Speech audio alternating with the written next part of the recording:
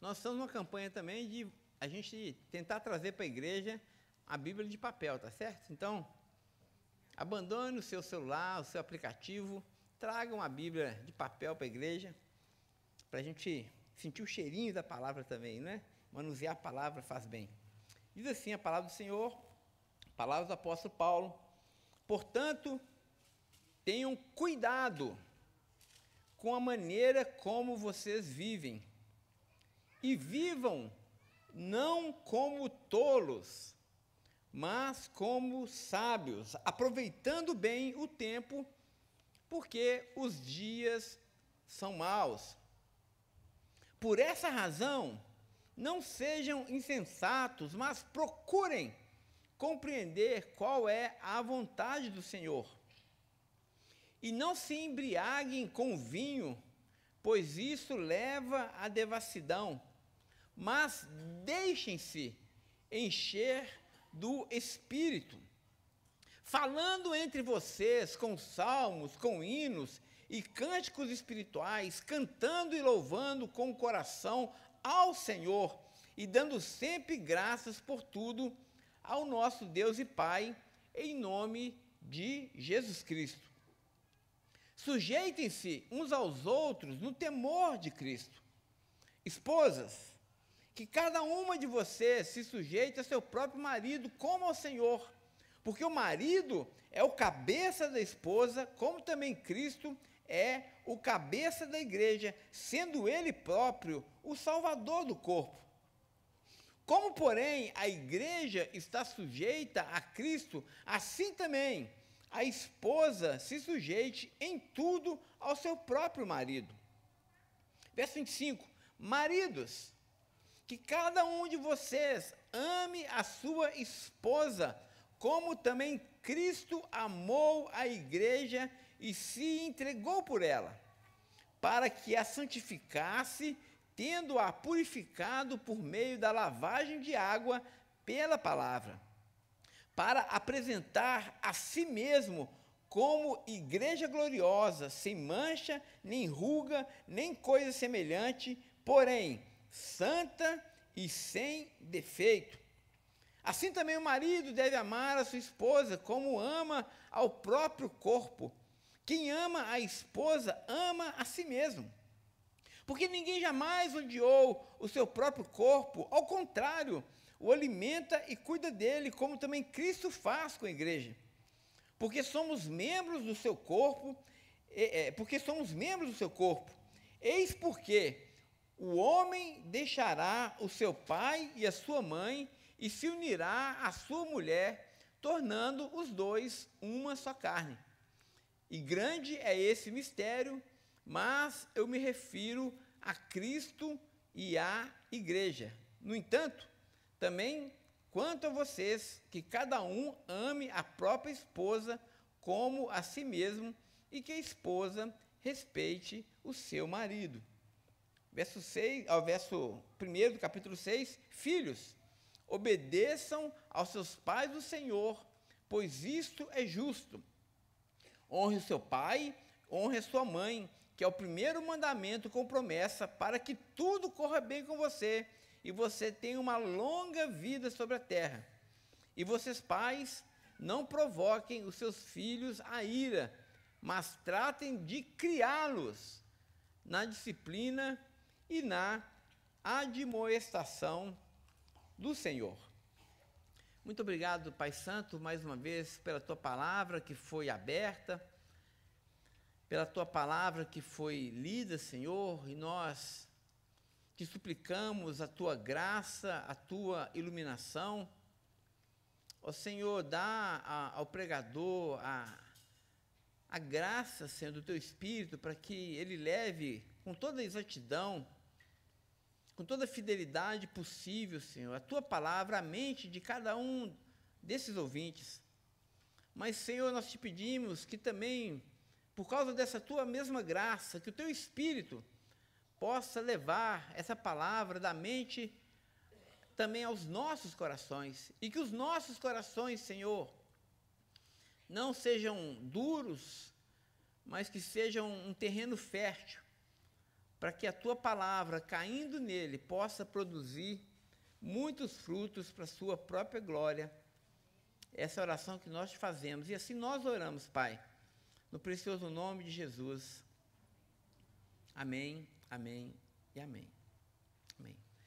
Amém, irmãos. Nós temos aprendido ao longo desses 2 anos estudando Efésios que a salvação vem do Senhor. E nós temos aprendido que é verdade, Ele nos salvou, capítulo 1, nos salvou para o louvor da sua glória.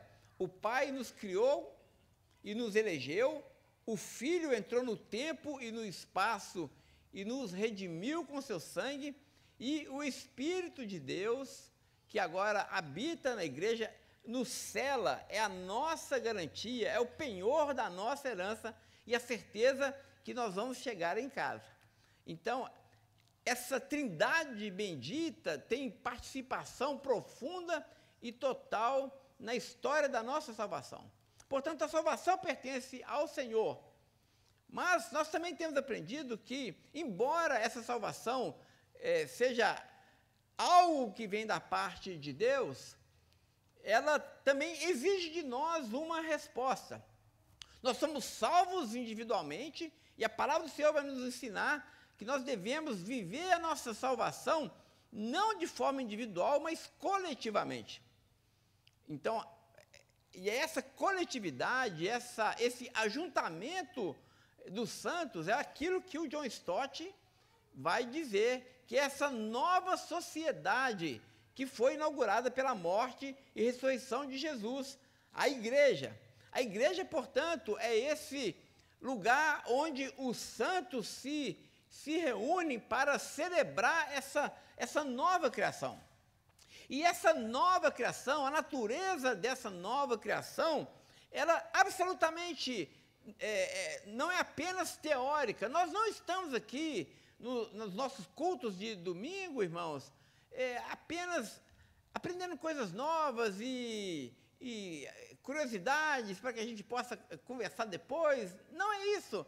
O que nós fazemos aqui domingo após domingo é aprender a palavra de Deus com sede no nosso coração, com desejo no nosso coração, para que nós coloquemos tudo aquilo que nós estamos aprendendo em prática. É por isso que Paulo vai dizer no capítulo 4, verso 1, o seguinte, que nós devemos viver de maneira digna da nossa vocação. Todos nós, depois que nos encontramos com Jesus, recebemos uma vocação de viver diante dele. Para usar uma expressão aqui do Martinho Lutero, nós somos chamados agora, por causa dessa nova vida em nós somos chamados a viver corandeu, nós somos chamados a viver diante da luz da face de Deus. E essa nova vida, ela precisa se manifestar nos nossos relacionamentos. Isso parte primeiro de uma consciência e de uma mente completamente renovada pela palavra do Senhor. Nós precisamos diariamente nos lembrar sobre a obra de Deus e aquilo que Cristo fez por nós. Citando mais uma vez o Martinho Lutero, ele tem uma frase muito legal, que ele diz assim, e talvez seja uma boa ginástica para a gente todas as manhãs. Todas as manhãs. Claro, eu sei, imaginando aqui uma situação perfeita, não é? Você toda manhã se acorda e é esperado que você, quando acorda toda manhã, você pelo menos lave o rosto, não é assim? É esperado isso. Nem todo mundo faz isso, né? Mas o esperado é que você, pelo menos, chegue ali na frente do espelho e joga uma aguinha no rosto para... Minha mãe falava assim, para desamarrotar o rosto, né? O rosto fica amarrotado à noite, aí você joga uma aguinha para desamarrotar o rosto. Aí Lutero usa essa imagem, né, que é cotidiana, que faz parte da nossa vida diária. Ele vai dizer o seguinte, que todas as vezes que nós acordarmos pela manhã e ao lavarmos o nosso rosto, nós precisamos nos lembrar do nosso batismo. Olha a turma que se batizou, né? Precisamos nos lembrar do nosso batismo, ou seja, do nosso mergulho nas águas, que tem a ver com essa questão da novidade de vida. Precisamos nos lembrar do nosso batismo, precisamos nos lembrar a quem nós pertencemos. E aí, depois de fazer essa higiene espiritual necessária, nos lembrar de quem nós somos e a quem nós pertencemos e por quem nós somos comprados nas águas do batismo, que é a ideia do sangue derramado, aí Lutero vai dizer, depois que você se lembrar disso, vá e viva à altura da sua vocação. O que o Lutero está querendo dizer? Justamente isso, que dia após dia, nós precisamos ser colocados diante de Deus e com essa consciência sobre quem nós, a quem nós amamos e a quem nós pertencemos, gente. Eu sei que amanhã é segunda-feira, não é? E às vezes a gente acorda na segunda-feira achando que a gente pertence ao capital, não é assim? A gente é escravo do dinheiro. Então eu tenho que sair de casa e aí eu tenho que gastar a minha vida, dar o meu sangue por causa do dinheiro. Só que a gente não pertence ao dinheiro.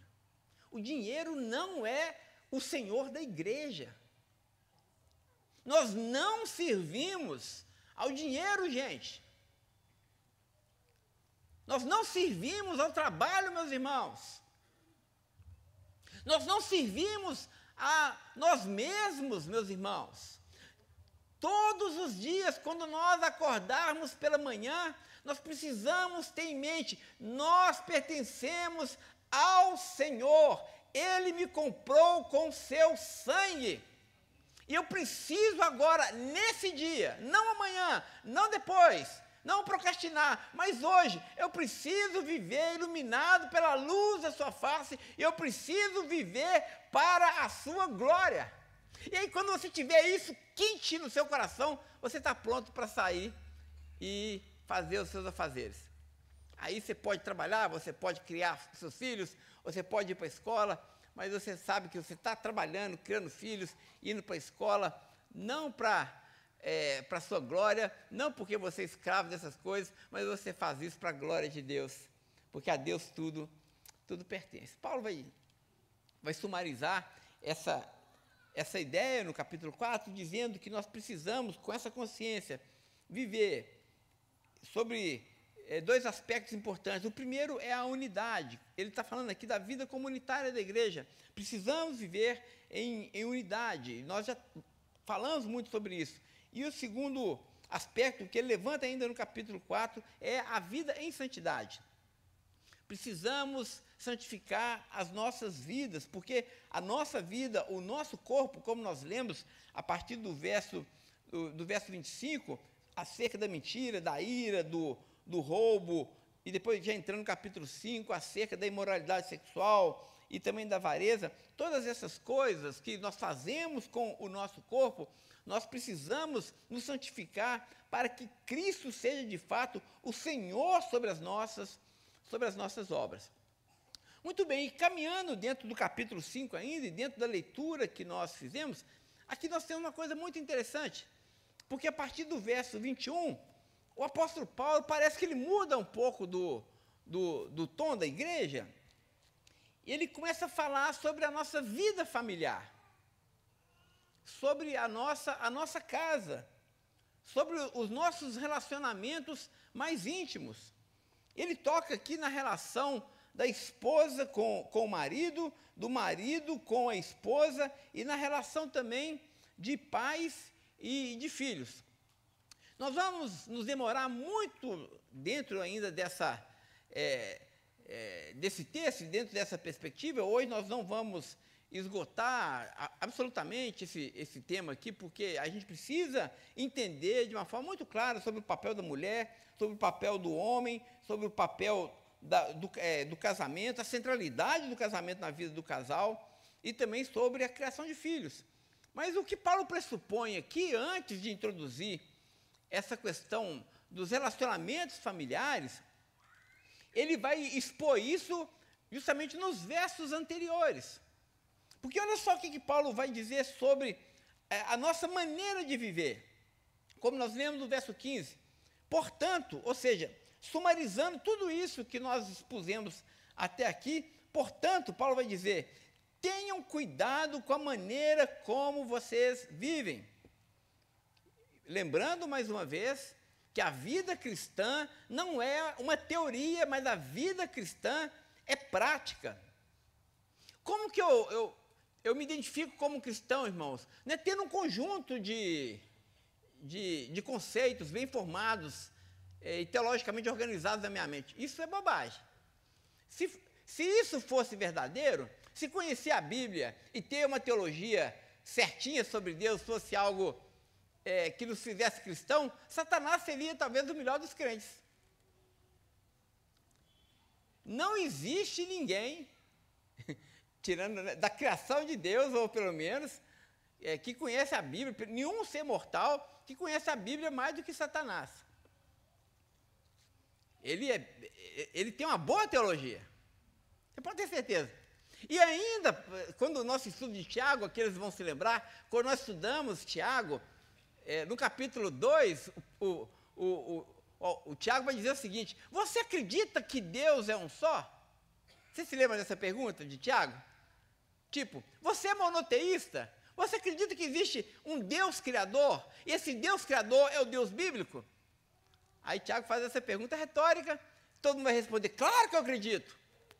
Aí o Tiago vai responder, você faz bem, parabéns, nota 10 na IBD, você vai ganhar uma estrelinha dos professores, fazes bem, você deve acreditar que existe apenas um Deus, mas se lembre disso, até os demônios creem nisso. Não está lá em Tiago? E mais ainda, eu fico até imaginando, Augusto Nicodemos que vai dizer que Satanás fosse aluno de EBD, ele seria o melhor aluno, né? Ele vai dizer, e mais ainda, Satanás não apenas crê nisso, mas ele treme diante dessa verdade. Às vezes a gente nem treme, né? Então, meus irmãos, em que consiste a fé de demônios? A fé de demônios consiste em saber que Deus existe, em crer que Deus existe, em confessar com os nossos lábios que Deus existe, em ter uma teologia refinada, linda, bem organizada, com todos os pontos bem amarrados, mas a despeito da nossa crença, da nossa teologia, a despeito da nossa frequência na igreja, a despeito do nosso batismo nas águas, a diferença abissal é que Satanás crê, mas não vive, não pratica. É o que a gente chama de ateísmo prático. O que é o ateísmo prático na teologia?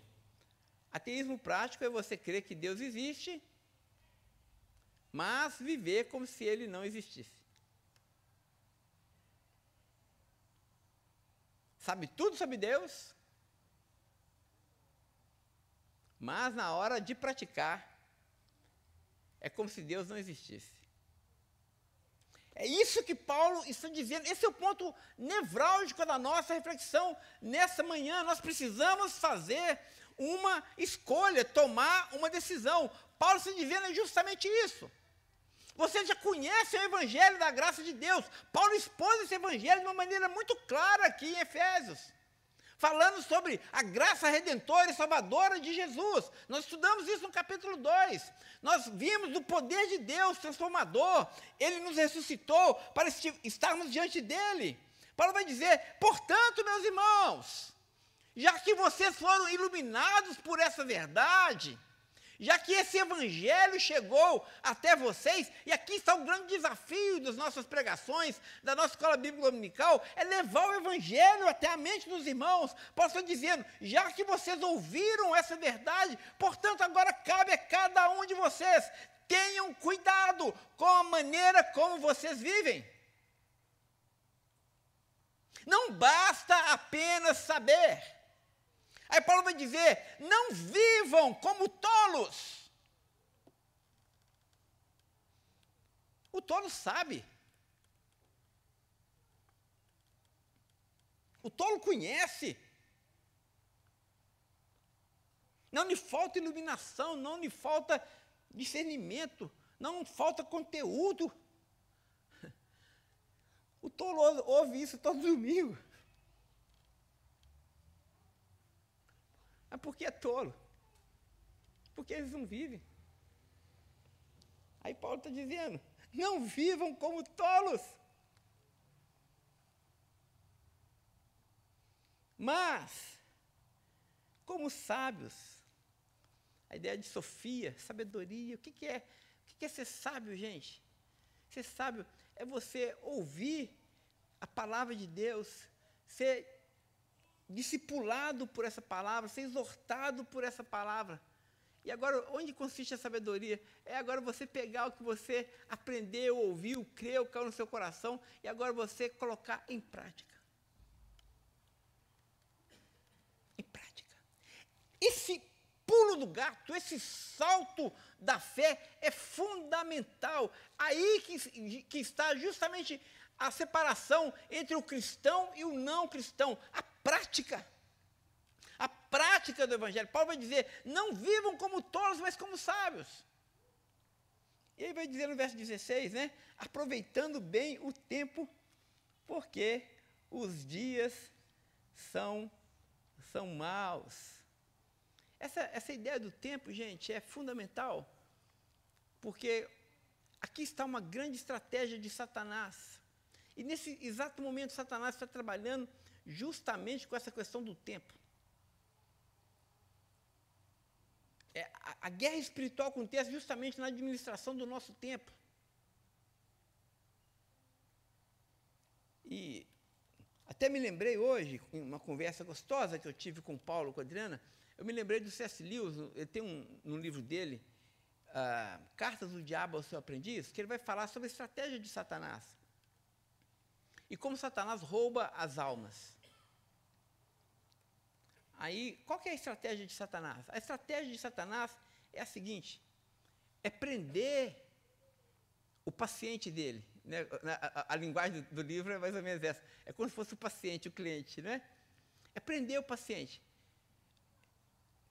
Nessas duas dimensões do tempo, ou no passado, ou no futuro.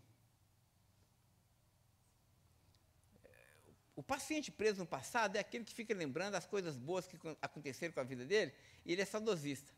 Ah, que maravilha, quando eu tinha 17 anos de idade, quando eu tinha 20 anos, quando minha mãe era viva, quando... Fica no passado. Ou então fica pensando coisa ruim também, né? No passado eu fui muito judiado, no passado eu fui traído, no passado eu fui...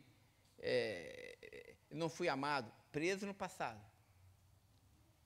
Tem gente que está aqui, nós estamos em 2025, né? Mas vive como se em 1990 estivesse. Outra estratégia de Satanás é nos prender em relação no tempo futuro. E a gente fica paralisado também, porque a gente olha para o futuro e fala assim, quando eu estiver me aposentando, aí eu vou começar a viver. Quando os meus filhos estiverem grandes, aí eu vou ser feliz.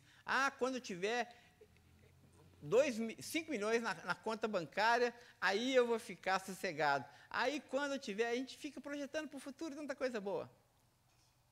E também, às vezes, a gente fica projetando coisas ruins para o futuro. Será que daqui a 10 anos eu vou ter um câncer? Será que daqui a 10 anos eu vou estar desempregado? Será que daqui a 10 anos os meus filhos vão ter me deixado? Será que daqui a 10 anos a igreja vai continuar viva? E a gente fica com medo do futuro.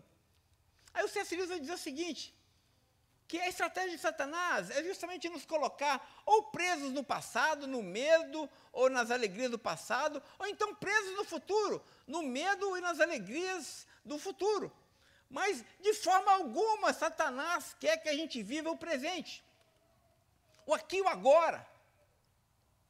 Porque é justamente nesse momento, meus irmãos, que nós estamos vivendo, não daqui a uma hora, quando você for almoçar. Tem gente que está aqui já, ouvindo a pregação do pastor, aí tomara que acaba logo, que eu vou comer um frango com quiabo. E Silvio Santos não assiste mais, né? Macarronada e Silvio Santos. Mas eu estou doido para chegar daqui a uma hora, que eu estou com fome, quero ir para casa. Mas só que Satanás justamente quer nos tirar do tempo presente. Existe, meus irmãos, uma sacralidade do tempo presente. É esse momento que nós estamos vivendo aqui agora. Você está aí, eu estou aqui, eu estou falando, você está ouvindo.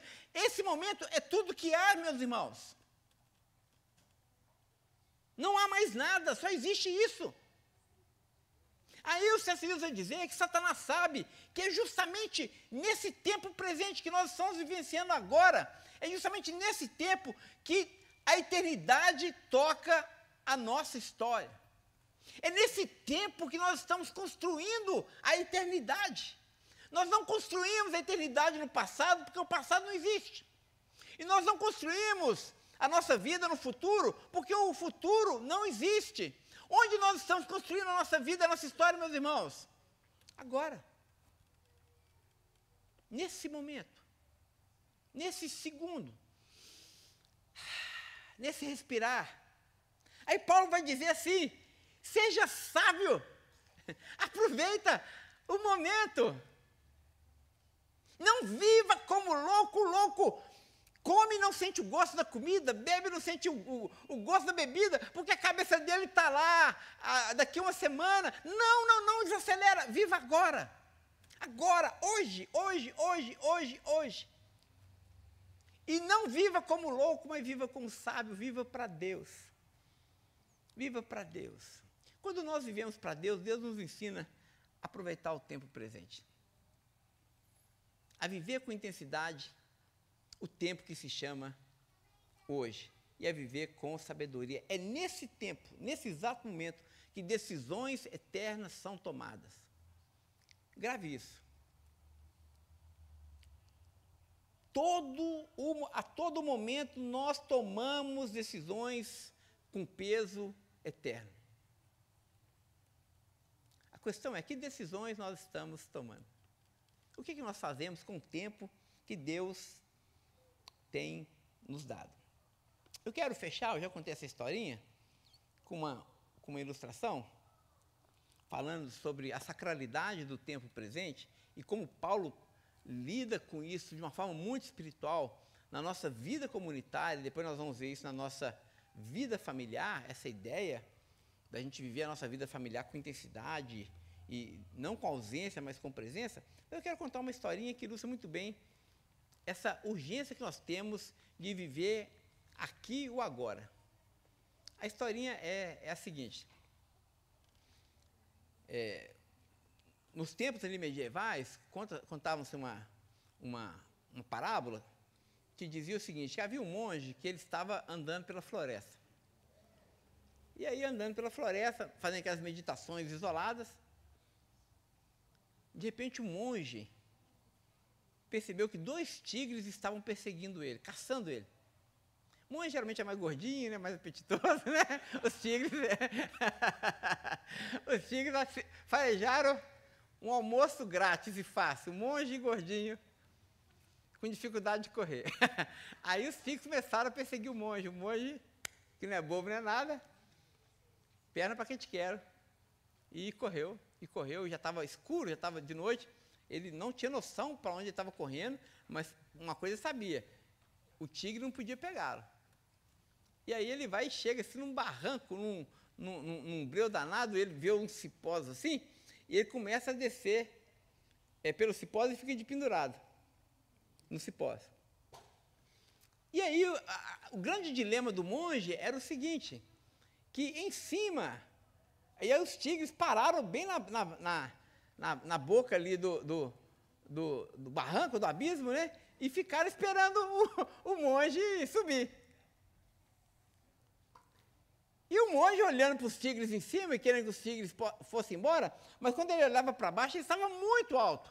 E era um penhasco enorme, com pedras pontiagudas lá embaixo. Ou seja, Ele estava entre a cruz e a espada. Subisse, virava um moço de tigre. Se soltasse a corda, se espatifava nos rochedos.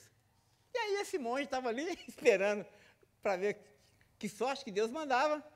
E ele farejou, sentiu um cheiro assim. Cheiro gostoso esse que eu estou sentindo aqui. Imagina a cena, né?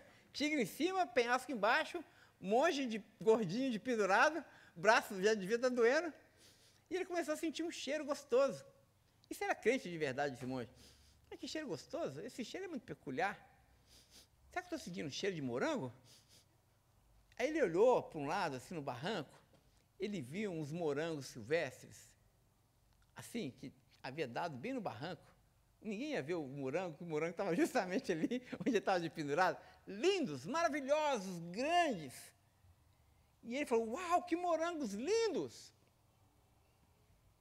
E o que aquele monge fez? Imagina, lutando pela vida, em cima tigre, embaixo penhasco, de pendurado, braço cansando. O que aquele monge fez? Naquele momento, na sacralidade daquele momento, o que ele fez? A parábola conta que ele estendeu as suas mãos, conseguiu alcançar os morangos, puxou o morango, arrancou o morango, deu uma fungada gostosa no morango e comeu. Falou assim, uau, que morango gostoso. Fim, essa é a história. Mas o que a gente aprende com essa parábola, irmãos? Assim é a nossa vida, gente. Todos nós somos esse monge. Nós estamos pendurados por um cipó. Nós não podemos voltar para o passado porque os tigres estão lá e vão nos devorar. Nós não temos essa alternativa. Nós não podemos simplesmente acelerar a nossa vida e soltar a corda, porque senão nós vamos ser despedaçados. Mas o que a gente pode fazer, meus irmãos? A gente pode perceber os morangos que Deus tem colocado ao nosso alcance. Nesse exato segundo. E eu sei que, enquanto a gente está falando aqui, você deve estar localizando vários morangos que Deus tem colocado ao seu alcance. Seu casamento, seus filhos, sua saúde, seus amigos, coisas boas que Deus tem colocado perto de você. Deus nos dá a seguinte escolha: ou você pode ficar se lamentando por aquilo que passou, ou por aquilo que virá, e deixar o seu coração ser tomado de medo e ansiedade, ou então você pode tomar uma segunda escolha: estender suas mãos, colher os morangos que Deus tem dado a você no dia de hoje e apreciá-los. E dar graças. O monge comeu e deu graças. Então que nessa manhã a gente possa comer os morangos que Deus está nos dando.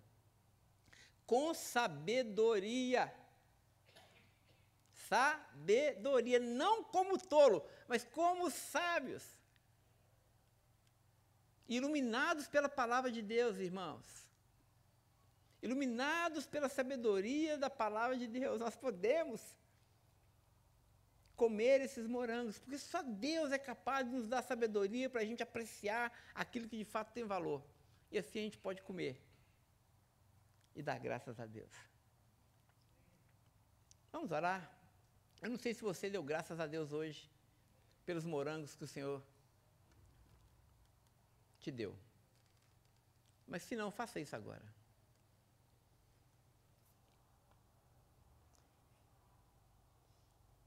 Se você só consegue murmurar e olhar para o passado, para o futuro, com medo e ansiedade, ou com saudosismo, peça perdão a Deus.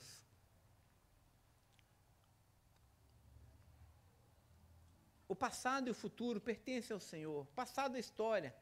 O futuro é a história que Deus há de construir conosco.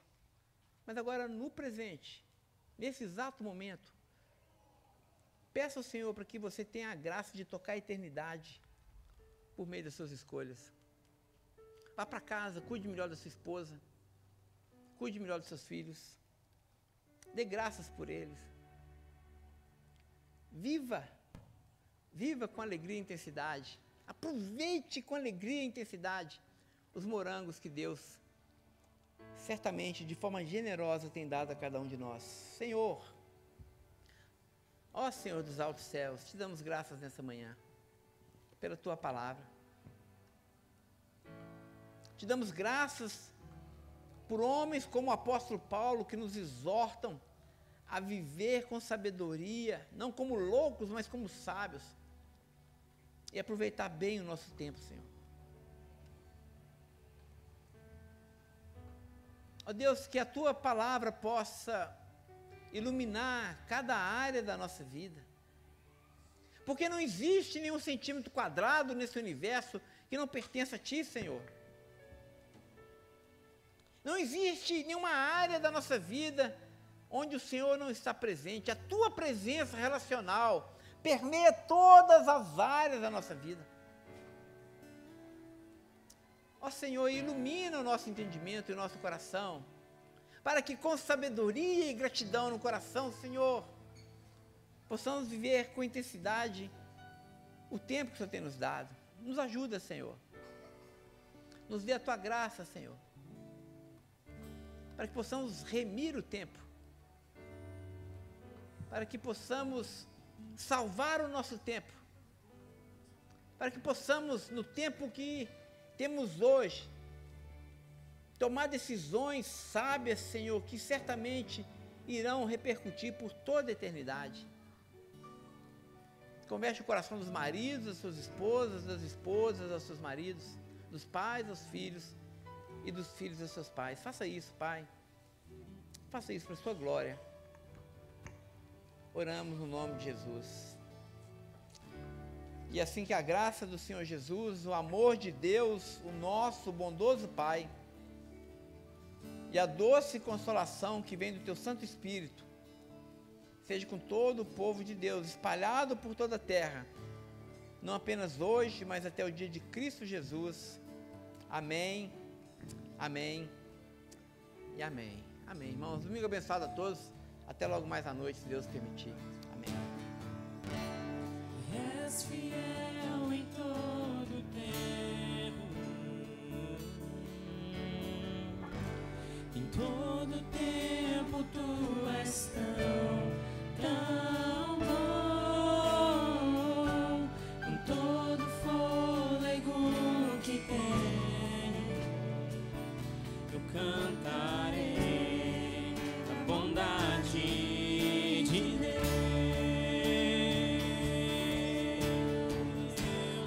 És fiel em todo tempo,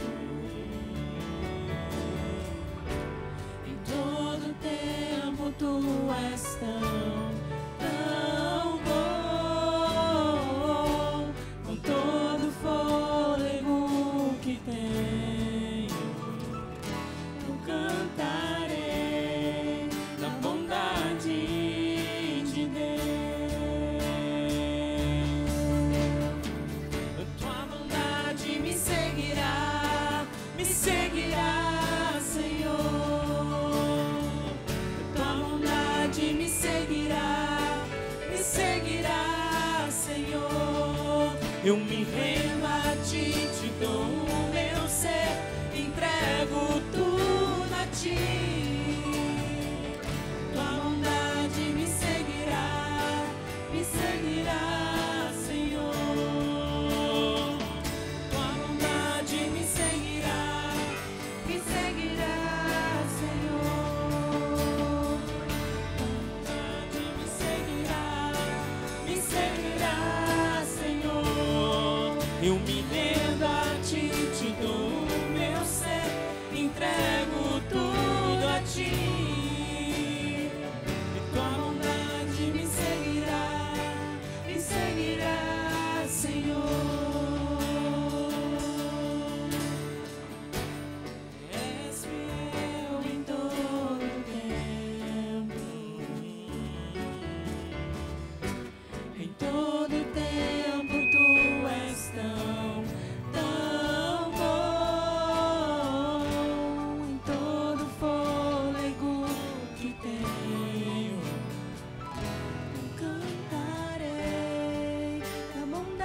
de